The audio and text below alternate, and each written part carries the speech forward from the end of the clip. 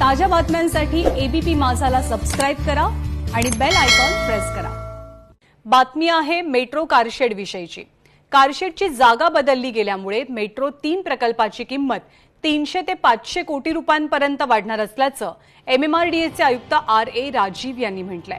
Metro 3 प्रकल्पाची किंमत 23,000 ते 33,000 कोटींनी याआधीच वाढल्याचं आर.ए. राजीव यांनी म्हटलंय। मेट्रो रुळावर धावण्यासाठी कमीत कमी 2023 साल उजाडेल असं मतही त्यांनी नोंदवलेलं आहे। एमएमआरडीएचे आयुक्त आर.ए. राजीव यांनी याविषयी काय विधान केलंय ते आपण पाहूया।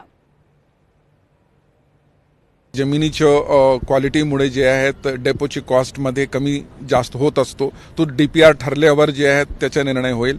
पण तो ऑलरेडी जेव्हा एमएमआरसीएलची कॉस्ट जी आहे 23,000 कोटीपासून 33,000 कोटीपर्यंत गेलेली आहे, ते 300, 400 किंवा 500 कोटी रुपये जास्त याच्यामध्ये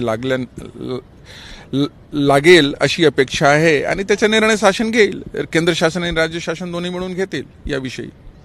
म्हणजे एकंदर 400 कोटींपर्यंतची रक्कम ही असं सकृत दर्शनी अंदाज आता वाटतं। 1-1.5 वर्षाचे जे कोविडमुळे आणि आरएच्या कंट्रोवर्सीमुळे डिले झालं, तेवढे डिले जे आहेत खरोखर या प्रोजेक्टमध्ये डिले सांगता येतं। 2021 पर्यंत मेट्रो धावेल रुळावर, किमान तिचं उद्घाटन होईल, बघायला मिळेल लोकांना, तर ती शक्यता नाही। 2021 तसं सुद्धा जे आहे तेवढे कंट्रोवर्सी आणि कोविडमुळे शक्य नव्हतं त्यांना। 2021चे शेवट किंवा 2022 शक्य होतं, तर त्याच्यामध्ये 2022चे शेवट किंवा 2023 मध्ये शक्य असेल।